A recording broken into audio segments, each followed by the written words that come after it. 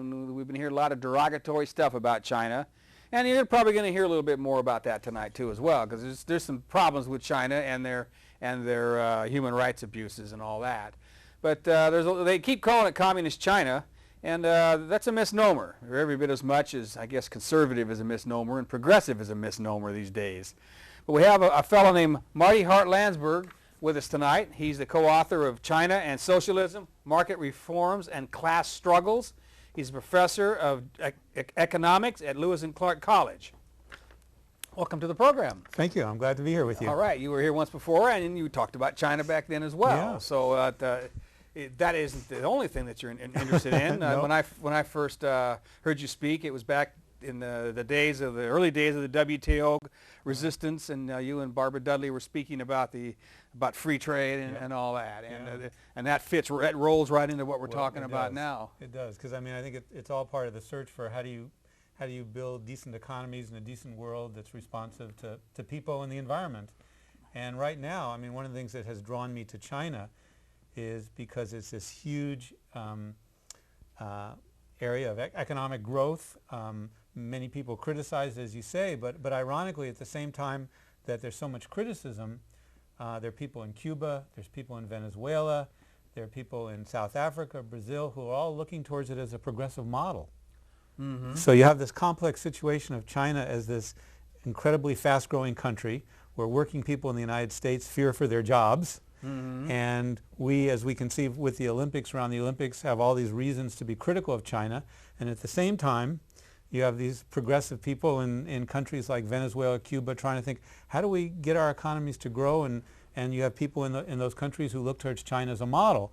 And so to me, it makes it a very important country to understand. Mm-hmm. How has China, like we were talking about before, they've gone from one billionaire in 1999 and to about 107 as of last year. They now have the second greatest number of billionaires in the world, trailing only the United States. And I guess just to go back to how you led in, China has changed dramatically since the late 1970s. Mao Zedong died in 1976. And there was a couple of years when there was sort of uncertainty about what way China would go. And beginning in 1978, the Communist Party in China, led by a man named Deng Xiaoping, initiated a set of reforms. And although he claimed that these reforms were going to make socialism more efficient, more democratic, what happened beginning in 78, slowly, gradually up until today, is that whatever sort of socialist potential existed in China, and I certainly don't want to argue that China under Mao was any kind of perfect country, right. But there was full employment, there was social security, there was independence from imperialism, so there were some positive things. But rather, when Mao died, rather than there sort of being a national debate, what do we do? How do we build on the strengths? If we have a system that employs people and meets their needs, how do we then make it more democratic, more efficient? The Communist Party basically introduced a set of reforms that, in my opinion, has led China to become a capitalist country. So their emphasis was on capitalism rather than democracy then? Well, emphasis on making money rather than meeting people's needs in other ways. So essentially what happened is gradually the market began to replace planning, and gradually private ownership began to replace public ownership, and gradually foreign firms and foreign markets replaced domestic firms and domestic markets. So right now, China is a country where all the firms pursue profit, where markets basically dominate, where workers have really no stable employment situation, and where the leading sectors of the country are controlled by foreign multinationals who produce for export in other countries. So there's very little socialist about it, but it's become because of all this foreign investment and production, China has become a fast-growing country that exports throughout the world, and so people in the United States and many countries see China as a successful country and a threat. And I guess one of the things I'd want to talk about today is to say that we have to be very careful what we mean by success. Right. Success for who? Exactly. And people think if a country grows fast, or if it gets a lot of foreign investment, or if it exports a lot, it's a successful country. And so the common sort of demonization of China is that it's this communist country that's unfair, and Chinese workers are taking our jobs, and they're the main cause of our economic problems. And so you have unions in the United States, and you have liberals in the United States, and you have conservatives in the United States who all conveniently say, there's nothing wrong with the U.S. economy, it's all China and these communists. And it feeds into this very convenient line for people in power in the United States, because instead of unions saying, we have to look at corporate power here, we have to look at these free trade agreements, we have to look at anti-union laws, we have to look at how corporations treat workers here, we have to think about change here. We say, oh, there's nothing wrong here. It's those Chinese. They're taking our jobs. They're unfair. If they played according to the capitalist rules, the world would be good. And the problem with this is, one, China is capitalist, not communist or socialist. And two, what I think very few people know is that Chinese workers are suffering from almost the very same problems that American workers are suffering from. China's known as this great manufacturing country. Right. That's why you can't breathe the air. Well, yeah, that's exactly. Not only from the production, but the coal and everything, energy to do it. But we look at manufacturing in the United States and we say, we can't compete. All the goods are made in China. You go to Walmart, you look at where our computers are made, iPods are made in China, all these things. And so we have this image that Chinese workers must be doing really well. And the fact is that the absolute total number of manufacturing workers in China has fallen over the last 15 years. To automation? Well, both to automation and intensity of work. China used to be a full employment economy. As the economy became capitalist and profit maximizing, Chinese firms and foreign firms, they don't have to provide housing, they don't have to keep workers on, so they've let go a lot of workers. They've introduced new technology, foreign companies exporting outside, and the intensity of the workday has gone way up. So you have all these industrial accidents, no safety conditions. The result is they don't need as many workers. And so the number of actual workers in manufacturing has gone down. There's been almost no real full-time job creation in China in the last 15 years. In urban areas, there's double-digit unemployment, about 16% unemployment. People don't know this, but most workers in China don't have health care. They don't have pensions. Housing is a difficult issue. And so if you're saying China's stealing our jobs, it's not, because Chinese workers themselves are finding it very difficult to get jobs and to have health care and to have pensions and to work under safe conditions. And so if you begin to see that Chinese workers are facing the same situations as American workers, then the questions begin to change. Well, what's tying this together?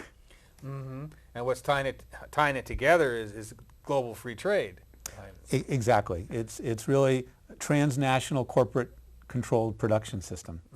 And one of the best ways to see this, I think, is, we used to talk about all these goods from Taiwan, or all these goods from Japan, or all these goods from Korea. And we don't do that anymore because we talk about all the goods from China. And the reason is that all these multinational corporations have begun restructuring their production throughout all of East Asia. And instead of producing final goods from Korea, Japan, Thailand, Malaysia, Indonesia, Taiwan, and selling to the U.S., they now produce parts and components that they sell to China, where the final assembly takes place, and the goods are then exported from China to the United States. So China is sort of part of a much bigger transnational corporate controlled production system, which includes U.S. firms. I was just going to ask if that was part of that. Includes U.S. firms like Dell and Motorola, and also, but it includes Japanese firms, Korean firms. So all through East Asia, working people are finding that their jobs are disappearing, their wages are going down, and they're all knit together in this big process where East Asian workers aren't benefiting, and we're not benefiting. But there are wealthy people who are in all those countries. And so in that sense, the Chinese state and the Chinese Communist Party has been a party to this evolution, and through many joint ventures and many sort of independent positioning, you have the creation of a very wealthy class in China that's connected directly through family ties or friendships with the Communist Party. and then you have these multinational corporations that are making lots of money, and this is sort of duplicated throughout East Asia, but working people in China, in Korea, in Japan, in all these countries, and in the United States and in the European Union are losing. So any companies that are tied to this global process are gaining, and working people and smaller businesses that are tied to national processes are losing. So I was just listening to a radio program on the way to the studio tonight, and they were talking about how they were interviewing people in China and how wonderful the games have been for them, and but you know there's always this undercurrent that China's using this to sanitize their human rights abuses and to make themselves look better in the world view, but then actually the games being given to Beijing actually is making the European Union look good and Japan look good and all these countries that are manufacturing through China. So It's very much to their advantage. Right. Yep. Because the one thing that multinationals don't want to lose is the ability to produce in China and sell everywhere else. And so there's a sense in which it's to their benefit to kind of make things look good in China. Otherwise, people in other countries might object to that process. But the sanitized view is really given a lie when you look at the actual statistics. The Chinese government used to keep statistics. They actually stopped last year on what they called public mass protests. And in the 90s, there used to be maybe about 4,000 or 5,000 a year. And then around 2003, it went up to about 58,000. And 2004, it went up to about 65,000. And the next year, it went up to 85,000. And last year, the estimates are 94,000 public disturbances, which means groups of people of 100 or more demonstrating. That's not the impression I have of China at all. No, and I think that's, people... From our media. Exactly. I mean, we think of China as this communist country, tightly controlled. Very much. The people in China kind of, sheepishly following whatever people say. And you forget Chinese people made a revolution. I mean, this was a country that was dominated by the U.S. and England, and carved up by imperialism until the revolution in 1949. Just like the Mideast. Yeah. And people don't make a revolution easily. So if you have a people who made a revolution and fought like that, you know that they're not easily dismissed. And there have been struggles in China all along, and these struggles are escalating because while there's this incredible wealth, working people in China are not sharing in that. Exactly. I mean, we sit there and it's easy to say, well, they're making low wages and their unions don't defend them, which is true, but American workers' wages are going down. Even when times were good, quote unquote. Right. Getting back to what we mean by good. And the percent of unionization has fallen to about 12% in the United States. Of what it was like in the 70s or something. Well, only 12% of the population is now in a union. Yeah. And so we have to say to ourselves, well, why is it so hard for us to strengthen unions? Well, we run up against labor law, we run up against these big corporations, we run up against free trade. Chinese workers face the same kinds of problems, but they are also struggling. And Chinese workers aren't our enemy. They're suffering from the very same processes we are. But what is hidden, as you pointed out, is that they are beginning to engage in bigger and bigger demonstrations, which include strikes at export production, demands for better wages, demands for safer conditions, demand for health care. People in the rural areas are demanding, health care, pensions, an end to land seizures, better prices. So this is a country that's far from stable because of the internal contradictions, that the Chinese economy has been growing on the backs of its people. And as the U.S. goes into a recession, the demand for exports from China starts to go down. And the Chinese government then has to sort of start tightening the screws in China among Chinese working people. And remains to be seen how people will respond to that. Because already their responses have been increasingly militant. I was just going to say, it's obvious if it's jumped to 90,000 or whatever protests of 100 people or more, what's it going to be like when the average person is losing their work, like they have in this country? Exactly. And so then the question becomes, how should the Chinese respond?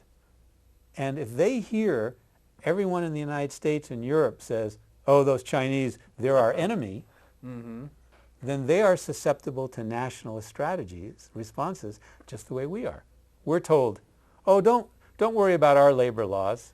Don't worry about it's those Chinese. You have to band together with your corporations to fight those Chinese, right? And it keeps us from seeing where our real problems are. It's the way that capitalism operates here in the United States. Well, the same is at issue in China. If China looks around the world and says, well, Chinese people say, we don't have any friends. They're all saying we're terrible and to blame, then their responses are going to be colored differently than if they thought, well, we have common problems. How do we think about creating different systems?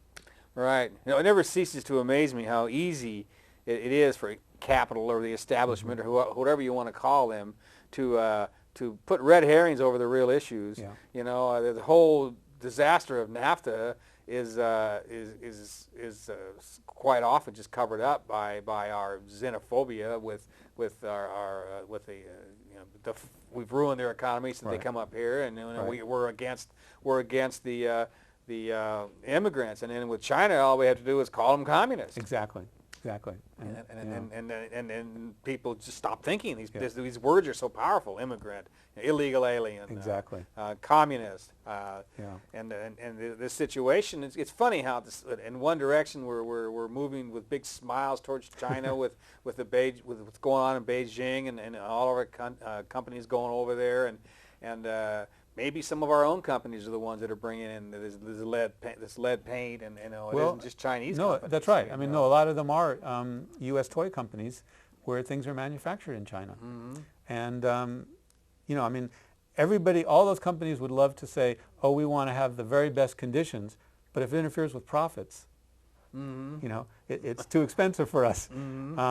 And so right now, it's U.S. companies and many other companies that are making tremendous amount of money in China at the expense of Chinese workers and at the expense of American workers. That's happening, in South America, and with these free trade bills, those are designed in order to make this even more money for those on top and make it tougher for those in the middle class, or do away with the middle class, like Lou Dobbs is always saying. And in fact, he wrote a book about it, and so did Tom Hartman about the loss of the middle class. Is there a middle class in China, or is it a different dynamic over there? Well, I think it's a very different dynamic. The Chinese government speaks of a middle class, but I think you're really talking about maybe the top 10%. So it's the lower upper class instead of a middle class. Exactly. In fact, China had probably the most in terms of income distribution, the most equally distributed income of any country in Asia about 20 years ago. And now it is tied with Nepal for the most unequal distribution of income in Asia. Wow. They do things so quick over there. Exactly. Maybe that's because of the population is so large. I mean, I think part of it is the population is so large, but part of it is because you have this very powerful state without any democratic control that can implement policies and push them through the whole country. It's very central. So why sometimes people think it's a capitalist country is because, a communist country is because they see this very strong state. But the fact is that this strong state has used its power to create capitalism and for its leaders to become capitalists. So it's, every country's capitalism is different. And in the case of China, it's a capitalism that grew out of a very strong state. And that state remains strong, but its interests are really in promoting kind of a capitalist system. That's not to say that Chinese capitalists and U.S. capitalists don't have some differences of opinion at how they divide things up. The Chinese Communist Party and capitalists that are interrelated would like to have more of the profits. They would like foreign companies to pay higher taxes or share more technology or give them more power, and foreign companies don't want to do that. So there are times when there are differences of opinion, but ultimately they're really sort of part of a process. And because the Chinese Communist Party has such power, these changes happen so big, so fast across this whole country. Well, isn't the fact that the capitalists in different countries have some different ideas. Isn't that basically why the WTO talks have failed the last couple times? Yes. Because China and India and Brazil mainly, along with 28 other countries or something, want a bigger piece of the pie, and they want to be able to impose subsidies and do some of the same things we've done here. Yeah, no, that's exactly right. The most recent failure, we'll hope it'll be a permanent failure of the WTO to have a new round. The countries of the third world didn't want it. So the head of the WTO called a meeting in Geneva. This is supposed to be a development round, the Doha development round, and it's supposed to be to help developing countries. So they invited 30 countries, not the 153 countries in the WTO, but 30 countries. And out of those 30 countries, when they couldn't get agreement, the head of the WTO said, well, let's just have 7 countries meet. None from Africa, right? Only Brazil from Latin America, China and India from Asia. So this development round excluded everybody from Africa, and it became just what you said, this sort of power politics. And essentially China and India and Brazil, but particularly China and India, are very worried about dropping their tariffs more, and the fact that the U.S. and the Europeans and the Japanese, want to keep their markets, protected, said, look, we're not going to get anything out of this.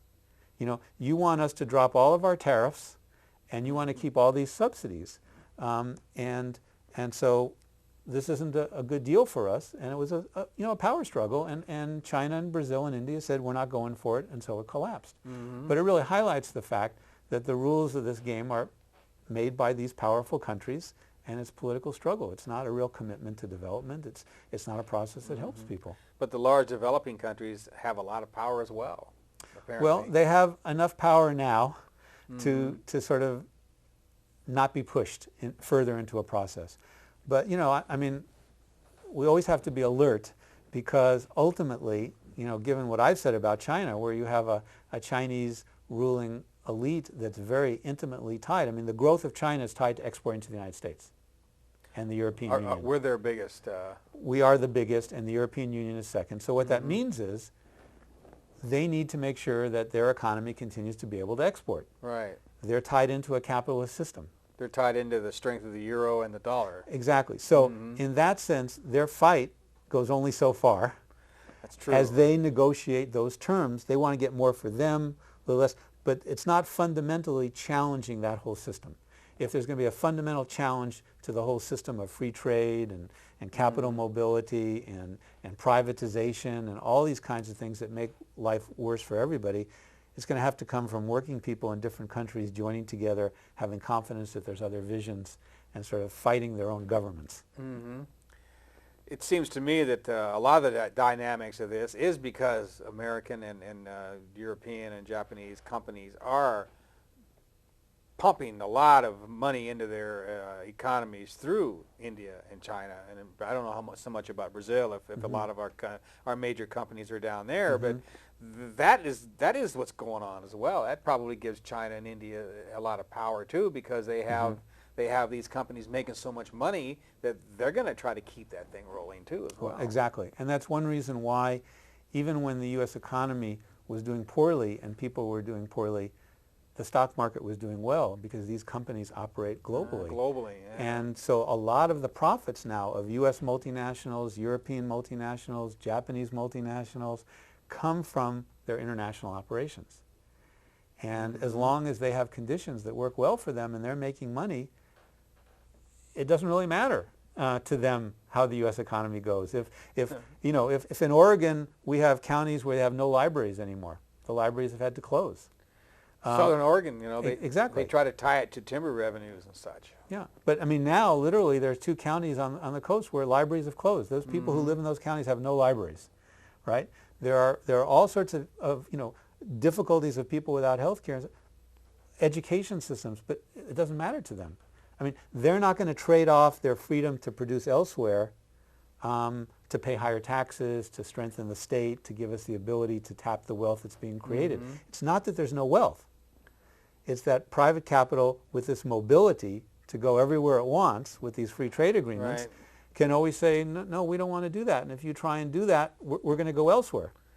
Right. And Their allegiance is owed to their stockholders, not to their Exactly. country or to their people. Exactly. So, and what's important for people to see then is that this is not a national thing, that America is being oppressed by other countries, but workers in all these countries are being oppressed by a similar process.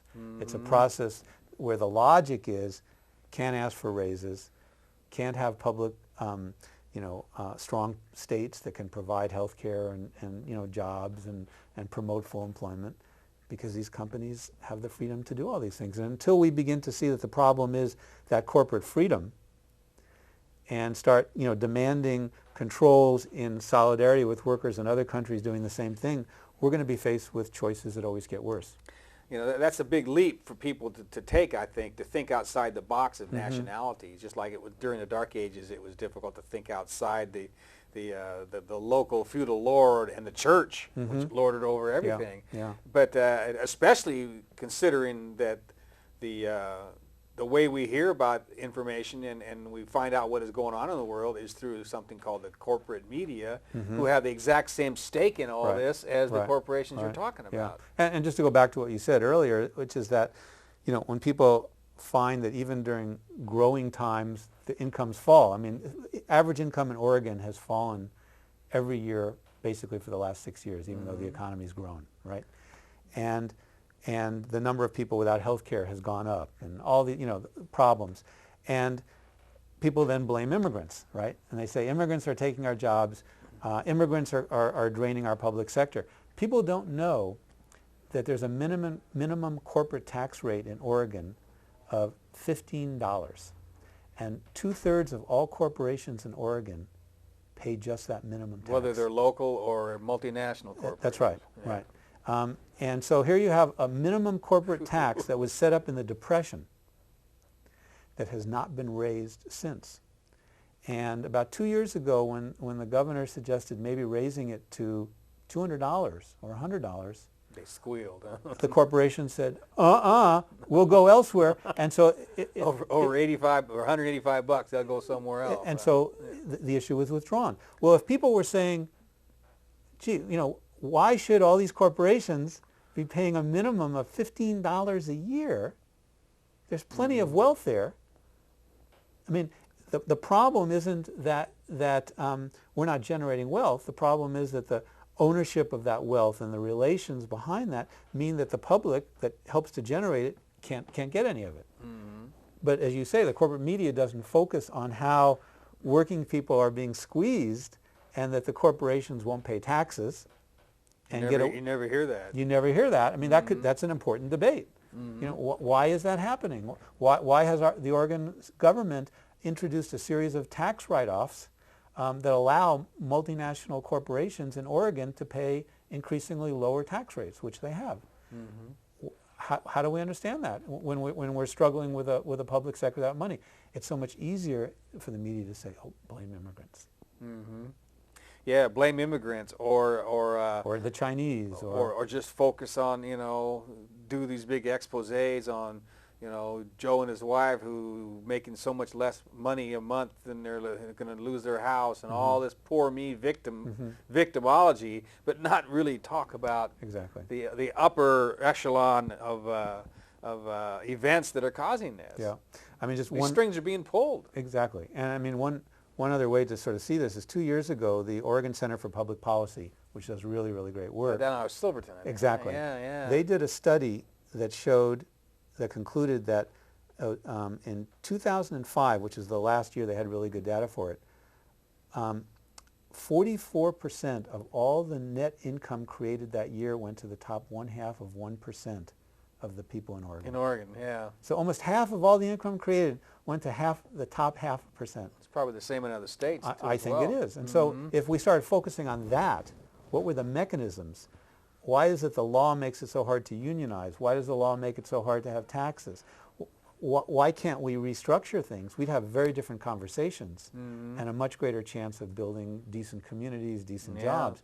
But instead, we never have these systemic looks at how the economy works and why power exists in some ways and not other ways. Which is precisely why they're keeping someone like Ralph Nader out of the debates. because he would, I think, whether you would vote for him or not, he would inject some of these statistics and some of these dynamics into that, and they know that they'd find out there's someone behind the curtain.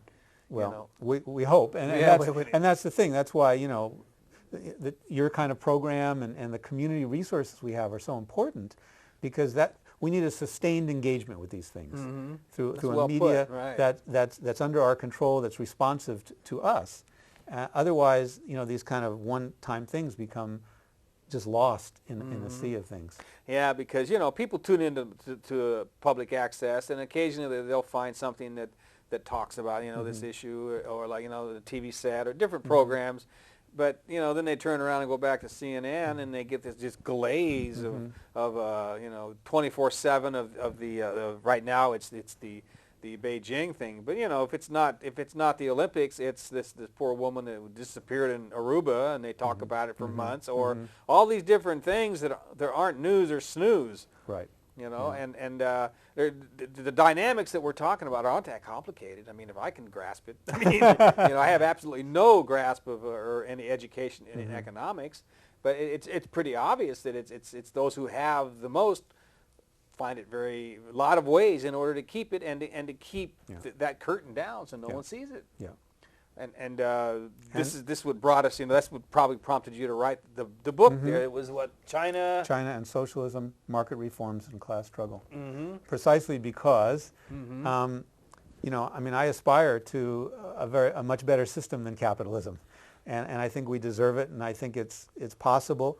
And I think with every year, the way capitalism chews up our environment and chews up, our children and our communities, we need a new system. And so part of the issue is getting clarity on what's happening in China to see it's not a model, and that as there have been changes in China, there is growing class struggle in China, and that one of the things that Americans I think often don't realize, we have so much information, but we know so little about what goes on in other countries. And if there are people in other countries struggling with the same issues, we can learn something. How do they struggle with those? How do they organize? How do they understand things? Those are the dialogues that we've already sort of lost our own history as communities of people who struggle. Right. And we're losing also the history and experiences of people in other countries who are struggling. So the more we can break through those things as people, as working people, interested in the experiences of other working people, and sort of learn, I think, the better we're going to be, because if people really had the time and the space and the communities to talk, I think they would realize that there are other alternatives, and there's no reason we need to accept this kind of trade-off. Right, and a lot of what stands in our way is, like I was saying, are these power words like communism or immigrant, but one man's freedom fighter is another man's terrorist, and the capitalists, the elite or whatever, are able to put these terms out there, and labor organizers and people that are fighting for their freedom, they're marginalized with these terms of terrorism and that, and the average person doesn't really see beyond that glare to what is really going on in the world. When they think of someone that's fighting for the rights of their people, they get Che Guevara or people who are into violent revolution, and that's not really what's going on in most places. Right, and I think this is also happening with Venezuela, where there's no country that's perfect, but there are very interesting experiments going on in Venezuela. Well, our country sure doesn't like him because of these they don't. And I had the good fortune 2 months ago to spend 3 weeks in Venezuela and traveling, and partly what I did was also share what I knew about China with people that are interested, but in return they shared a lot of the kinds of things they're doing. And there you have attempts to build new institutions, workers, workplace self-management. When the government nationalizes companies, they rely on workers through their unions to try and run them. Nationalizes what, like utilities and things like that? Cement, steel, aluminum, telephone, some of the big, big communications utilities. their idea is workers should run them. When some of the wealthy people tried to organize a strike and they closed down the supermarkets, the government went out and built supermarkets throughout the country and then filled them with produce produced by cooperatives using organic and family farming. Wow. And sold them at a subsidy. And the goal was strengthen local farming and provide good, healthy food for people in their communities. And this is now the largest supermarket chain in Venezuela. It's owned by the government, but it's there to promote the activities of cooperative farms. Buying locally. Exactly. And producing locally. Yeah. There are all sorts of experiments and things going on in Venezuela. Like we don't hear about them. Because they're not going on in this country very well. I mean, Well, very small levels they are. Well, and because to see them on a national level would create a challenge. It suggests there's an alternative. There's a way of doing things differently. So it's much easier for the powers to sort of demonize other countries and say, you wouldn't want to know anything about them. They're bad. They're trying something different, and different things are always bad. So you just have to accept whatever possibilities exist within this system, even if each year the alternatives are worse. Well, before we get to the phones, you said something a little while ago that really made me stop and think about this, and it's something I've thought about it. I've talked to people, and who are socialists, and they think that the socialism is a better is a better way of doing things, and it always looks to me like no matter what form of government you've got, whether it's the main communism or socialism or capitalism, there's always going to be people who use that system to the advantage to get rich and not care about the people. And you said you wanted to get rid of capitalism. What would we put in its place? A combination of all the different forms? Or Well, I mean, what would you have in mind? Well, I mean, one of the things I try and do is, and I'm lucky as a professor I get to travel, is to go to places where people struggle with these things and try and learn from them. What are they doing? Here we really aren't struggling for something new in any organized fashion. No. But I think a form of socialism that takes into account the weaknesses and the failures of the socialism of the 20th century is workable and doable.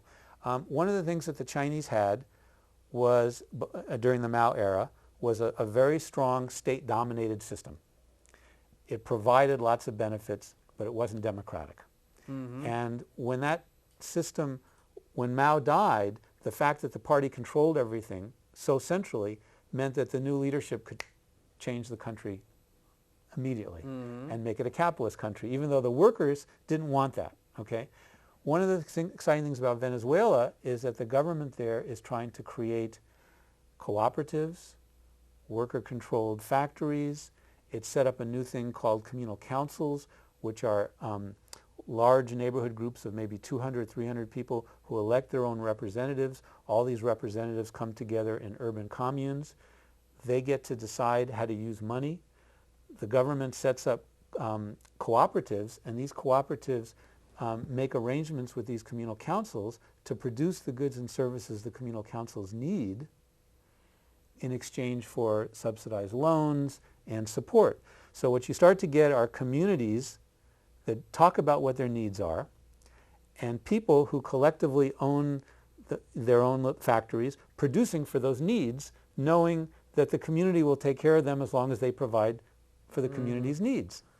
And this is happening in parts of the country where you find, as the community says, we need things, it provides funds for people to come together to produce them under democratic conditions of production. These are the kinds of things we can learn from and say, how do we move in those directions? How do we at least support those people to let them see how far they can go in creating a system where there's some kind of public ownership, there's some kind of democratic production, and that production is designed to meet people's needs, not profits. It occurs to me that democracy would work very well in socialism. In fact, there's democratic socialist countries. Isn't that what they call some of the governments in like Scandinavia? Well, they're called that. I think because they're still largely based on private ownership and for production for profit, I don't really call them democratic socialist. I think they're more humane capitalist countries. I mean, there's a range of capitalist countries too. Sure. And in that sense, I would say that they're far more humane, but not really socialist. One of the things that's happening in China now that's interesting is that people, having experienced this capitalist period of a number of decades are going back to relook at their past under the Mao era and say, well, what did we like, what did we not like, what are other possibilities? How do we debate a different future? Mm-hmm. And those are important debates. And we could talk more about what they are and how they do that through bulletin boards, email bulletin boards, text messaging, how they evaluate the Cultural Revolution, what do they think about all these things.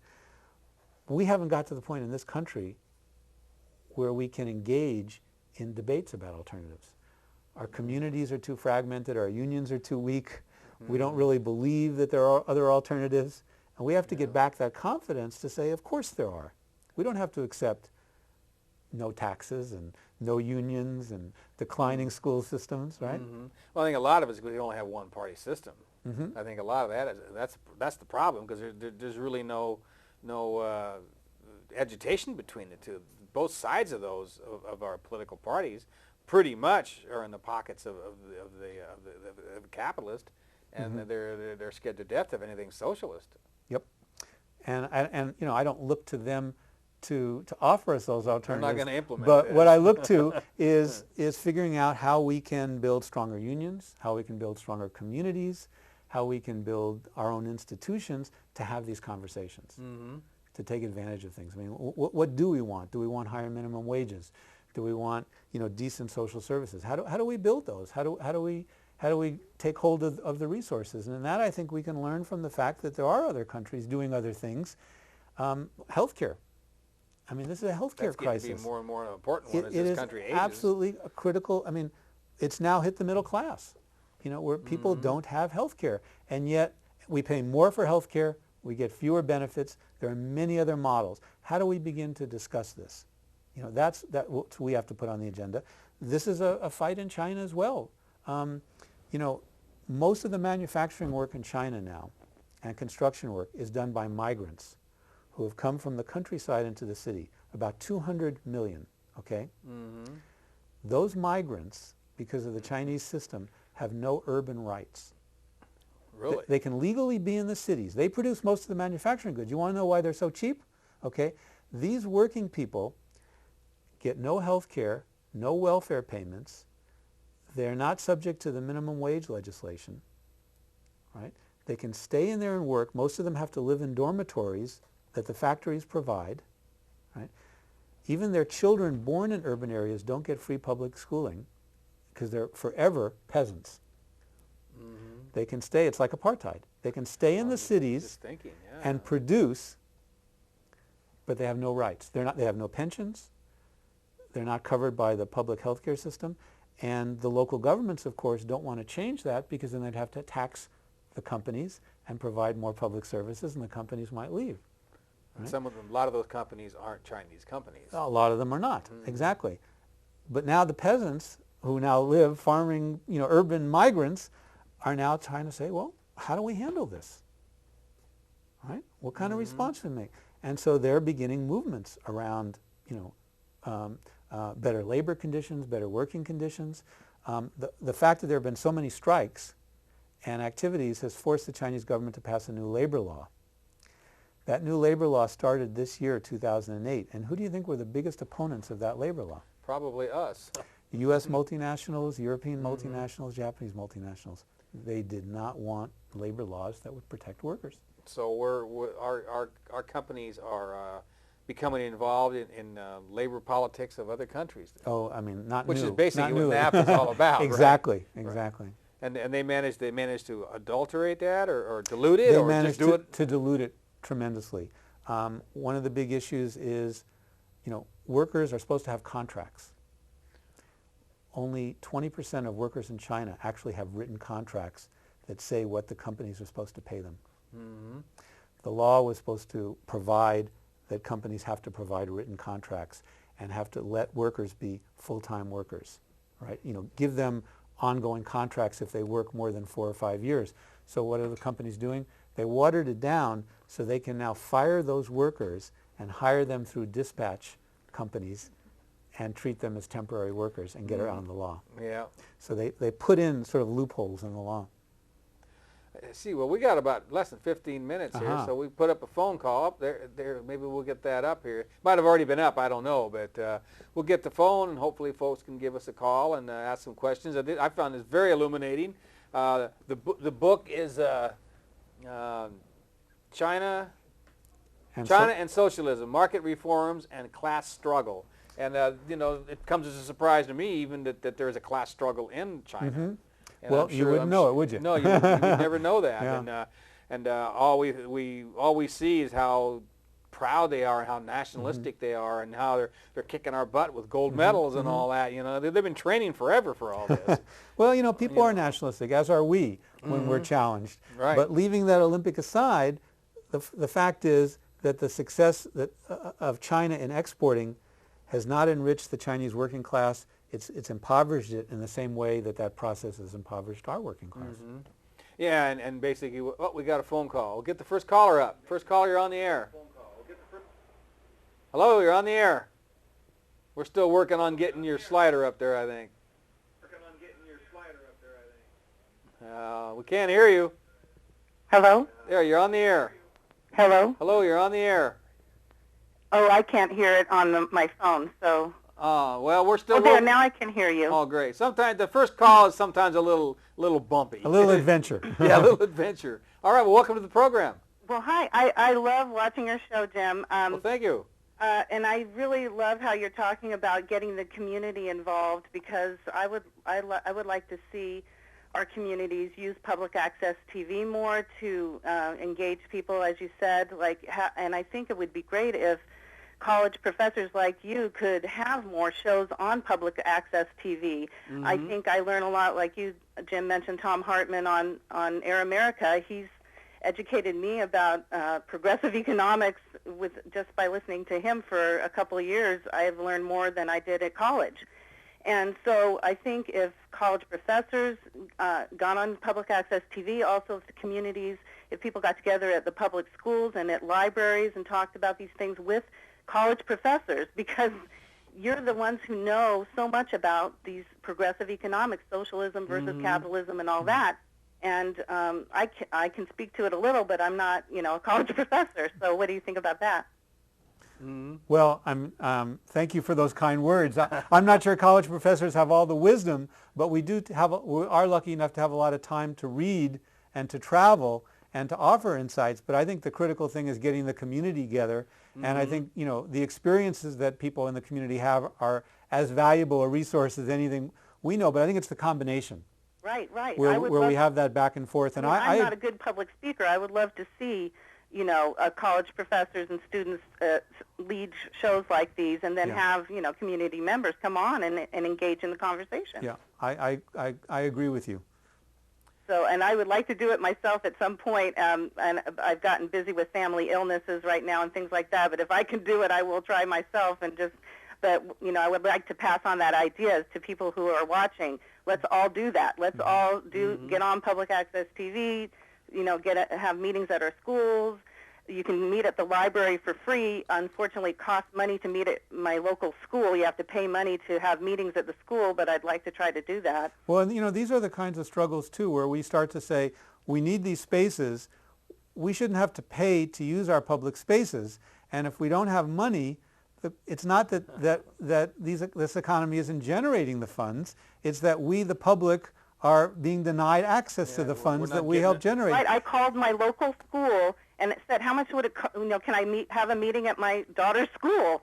And she said it costs X amount of money, you have to do this and that, and it was just a big, hassle to just try to hold a socialist meeting at my local school or whatever I wanted to do. Right. And it's not the fault of the schools per se, it's the fact that we have an economic system that squeezes, the public spaces. Right. It keeps all the money for administrators rather than for things that would benefit the people. Oh, and speaking of that, are there other free public spaces besides the libraries that we can have meetings at? I'm sure there must be. None comes to mind right now. I know that the First Unitarian Church provides some space for people, and I'm sure there are others as well. I don't want to take any more time, but if any viewer knows of any, that would be great to pass that on. All right. Well, thank you for the comments. Thanks so much. Good idea. You know, this whole idea of doing things locally, I mean, that's the answer. And as she was saying, we need to get around, dependent on these CNN and corporate news pundits who really, you know, they march out the same people every week. You know, I forget some of their names right now. Not the ones that, you know, not Hannity or any of those, Dobbs, but the people they bring on are the same ones with the same tired, stale, old perspectives. And you know, we don't learn anything new, but I think we have another caller. Next caller. Hey, Jim. Hey, you're on the air. Yeah, hey, just wanted to tell you I enjoy watching your show. Well, thanks. And I got a comment for you on the workers here in Oregon and their rights. All right. People at Nike are only hired on temporary, and after a year, they choose whether or not they want to keep them or not, and then they could let them go and then hire them back through a temp agency again without paying them any health care benefits. Yeah. I'm not familiar with that, but that just sounds like one of their one of the many dirty tricks that we're up against. I mean, that's a very common strategy that a lot of companies use, and not just in the United States, but you know, in South Korea, in China, in Japan. If you look at every one of these countries, the corporations are using the same process. So what economists call irregular work, right? You don't have full-time, you know, commitment with benefits. And all, you know, the fact that it's happening in all these countries, with all these corporations doing the same thing, is one of the biggest indictments of capitalism, because it just shows how this system is structured to make profits at the expense of working people. And unfortunately, you know, we're played off against each other. When we yield to that, then the businesses in China and Japan say, oh, well, they're doing it in the United States. We can only survive if we do the same thing. And we get played off of each other. And we don't realize that this is part of a whole big system, and that, you know, we've got to figure out and share experiences with workers in this country and in other countries about how to fight it. It's absolutely horrendous. Well, I appreciate it's not getting any better for the guys on the bottom, I'll tell you that. No. Well, thank you for the comment. Hey, you bet. All Have right. a great night. Thanks for calling Bye-bye. in. I would just say one thing more in response. The United States, the International Labor Organization has 8 core labor standards that have to do with freedom of organization, collective bargaining, strike, so on and so forth. The United States, of all the wealthy countries, has ratified the fewest of those. I'm not surprised. And so, I mean, this is the kind of campaign that I think unions and working people need, instead of sort of worrying about other countries, if we say, look, we're demanding that we have a decent labor law, that labor law begins to give workers a chance to struggle for better jobs, like this caller was talking about. Right. That's a good point. You know, one of the reasons why jobs are becoming marginalized is because labor law makes it very difficult for workers to unionize. It's very easy for companies to fire workers who try and unionize. There are all these restrictions on what you need to do to unionize.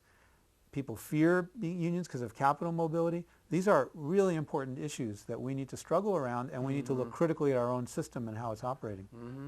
That's very good points. I think we got a couple more callers. We'll try to get a couple more on the air here. Next caller, you're on the air. Hi, Jim. How you doing? This Good. is Barrett. What's the name? Barrett. Hey, Barrett. How you doing? Good. I just wanted to thank you, Jim, for putting John Trudell on. Oh, hey, you're welcome. Yeah. He'll be in town in a couple of weeks, too. What was that? He'll be in town in a couple of weeks. Yeah, he's going to be at I wanted to mention this.